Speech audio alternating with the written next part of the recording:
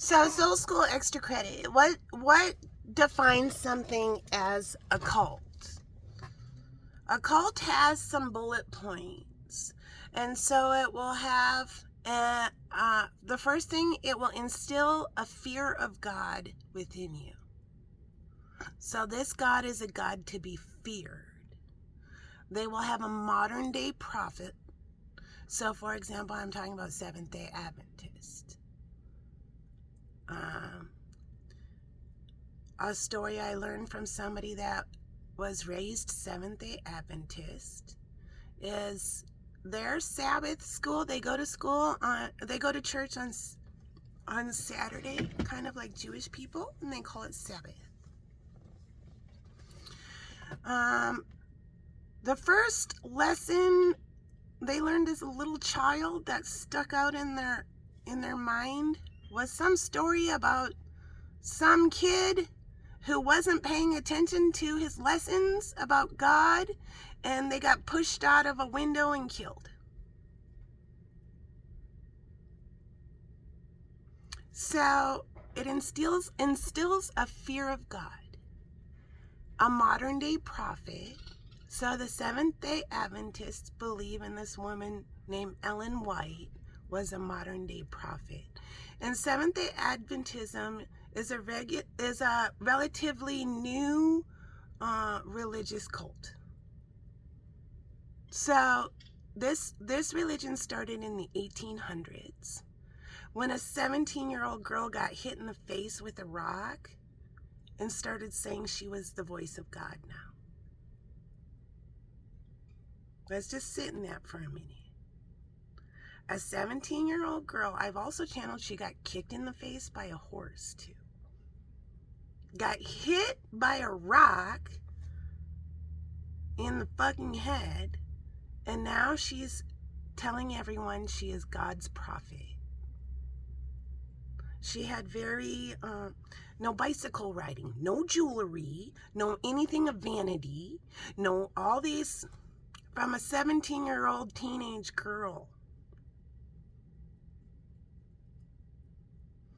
So there is fear of God, a modern day prophet who is the voice of God. There is an annihilistic ending. So the world is going to end and we're going to have the second coming of Jesus Christ. And there is only so much room in heaven. And only the people that have been honestly religiously oppressed, but only the people that follow all of these rules will ascend into heaven. There is no comfort with death. So the Seventh-day Adventists do not believe when grandma dies, she is now in heaven and she is your angel and she's helping you and that kind of stuff. They do not believe in that. They believe in a thing called soul sleep, where grandma is in the ground soul sleeping. She's just in this kind of limbo state. And then when the second coming of Jesus Christ happens, grandma will wake up, claw her way out of her grave, zombie style, and ascend up to heaven. So when somebody dies in this religion, there is no comfort that grandma is in a better space. I hear splice. No. Grandma's in the ground in soul sleep, waiting to crawl out zombie style when the second coming of Jesus Christ happens.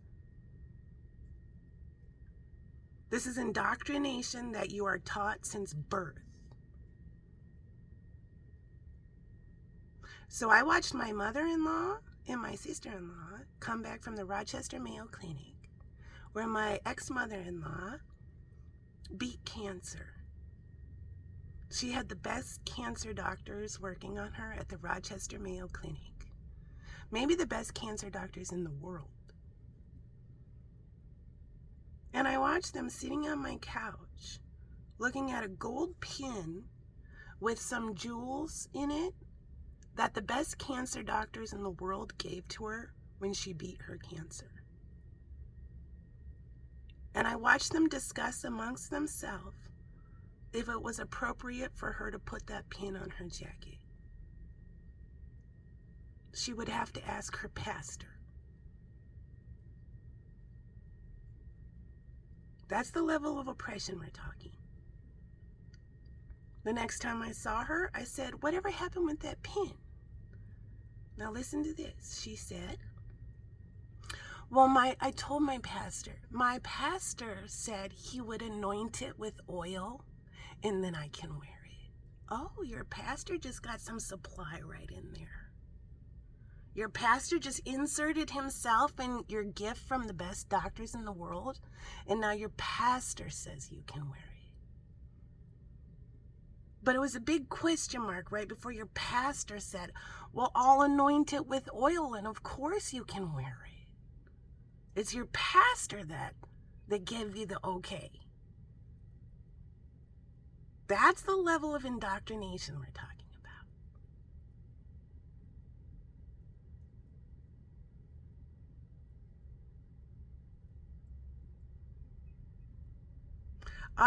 Other religions that are technically a cult, Jehovah's Witness, Mormons, they all have those little bulletproofs.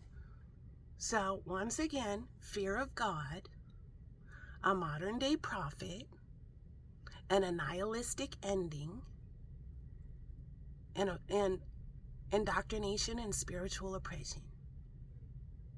Yeah. So the truth is, God never wants you to fear them. Whatever you think God is. God is a loving thing that doesn't punish you for using your own mind, making your own decisions, wearing your fucking pin you earned. God doesn't punish you for that.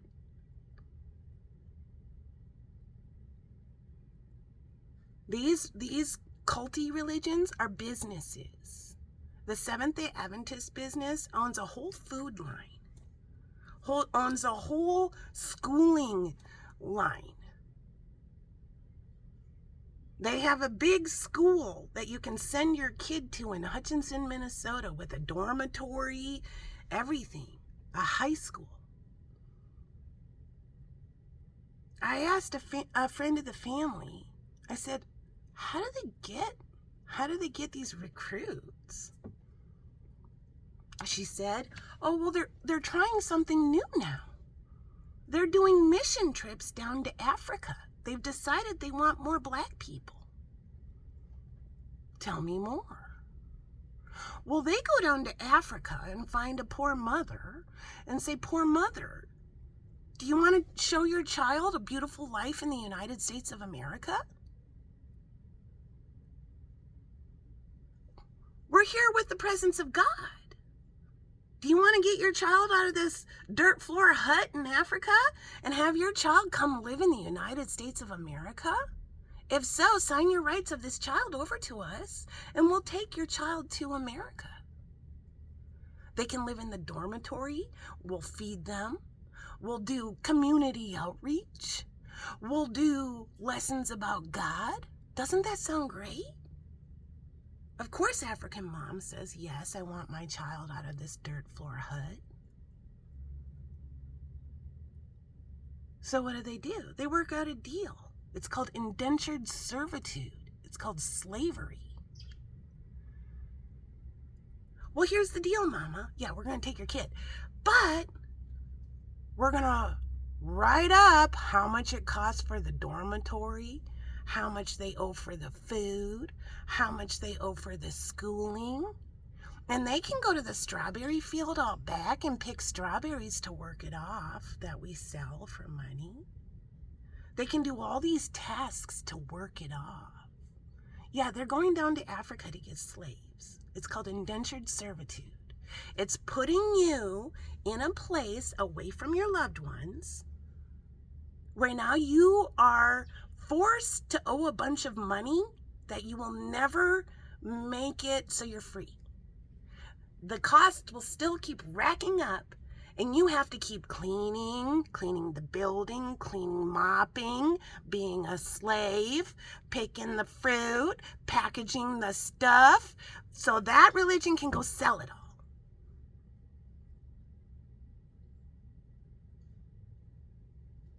Spirit says, no fucking way. No fucking way. That is slavery. That's indentured servitude. That's what that means. You will work your way out of your slavery, and once your bill is set clean, you're free.